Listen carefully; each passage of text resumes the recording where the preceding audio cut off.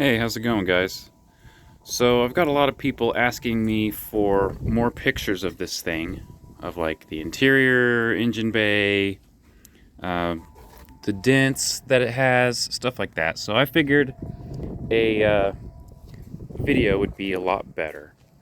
So, I haven't had a chance to wash it, unfortunately, because it is actually Christmas today. Been busy doing that kind of stuff, so you can see it is a little bit dirty. So, keep that in mind. It needs washed. This is all dirt. It's not like paint problem or anything. Um, so first, I want to show you the blemishes on the car. So first, there's this dent on the fender. There's also a little scuff on the door on this side. It's got the same thing on the other side. Um, the hood is slightly faded, and the roof is much more faded than the hood. Here's that other dent here on the other side of the door. It's real small down by the ground. One thing you might notice, I've got the stock RX8 wheels on this side. I've got the stock RX8 wheel there, and right there I have a Nissan wheel. That's just because the tire was bad. The wheel is just fine. I still have the other RX8 wheel. I also have I have a full set of these Nissan wheels. One thing you'll notice is that the wheels do fit better than a normal RX8. That's because they have 25 millimeter spacers on them. They're bolt-on spacers. Other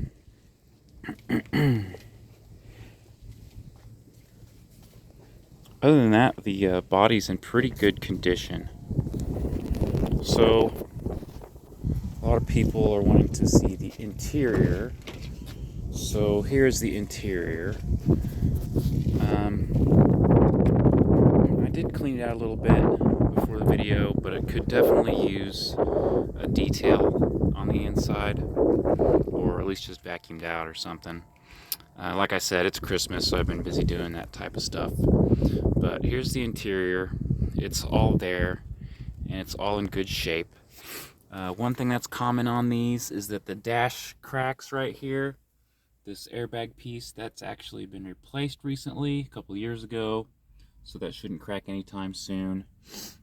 I think I've actually got some junk in the trunk. But let's take a look at the trunk. I have not cleaned that out, so there's some junk in there. You can see there's a little bit more faded paint on the trunk. It's got the spare tire in there. I have 2-cycle oil. Every time I fill up, I put 8 ounces in here. So that's like 2 notches on this bottle. So a bottle lasts for several tanks. But yeah, this thing is a rotary, and they have oiling issues. So I put 2-stroke oil in there. So I'll never have an issue with the apex seals and whatnot. So with that said, I do not have a catalytic converter.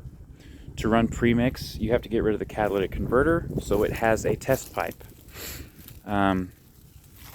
More on the engine. I did replace the engine about 15,000 miles ago. It had, a little over 200,000 on the factory motor.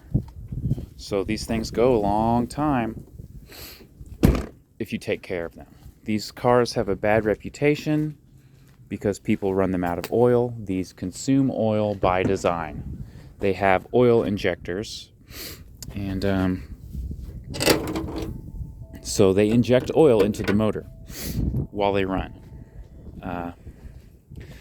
The oil injectors also go out, so I actually replace the oil injectors with brand new ones whenever I put the new engine in. So it is just the stock Renesis engine. It does have this weird little intake tube on there. But it's the factory. It's the same as the factory engine. It's the 6-port high output engine. I got one from Japan. So it is a JDM engine, but the JDM engine is exactly the same as the USDM engine. It's got this stupid cover on here. It's a little hard to put in with one hand. But that's the engine. Like I said, it was put in like 15,000 miles ago. It had 60,000 miles on it, so it's got roughly 75,000 miles on the motor. I might be able to show you like the eBay listing or some pictures or something to prove that it's been replaced, if you don't believe me, but it was replaced.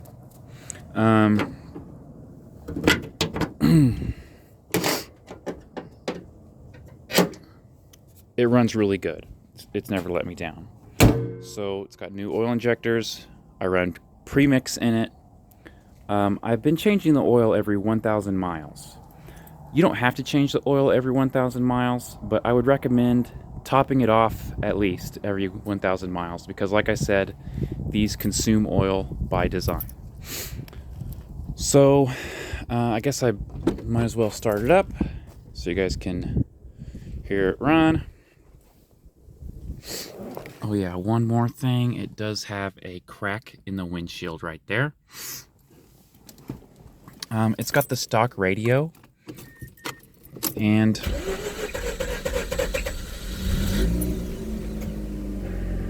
it works great. The radio does, but one thing that's interesting about the radio is sometimes I'll hit a bump and like the display stuff will kind of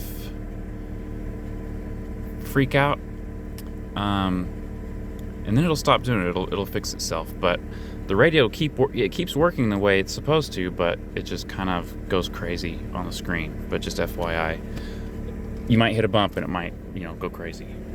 So you can see here I do have a check engine light. That is because it has a test pipe. It does come with a couple goodies that I have not used. It came with this access port tuner thing, and it's by Cobb Tuning. So it's a name brand thingamajig that hooks into the USB port, or the OBD2 port, I'm sorry. I don't really know what this thing does, and I've never messed with it, but it does come with that.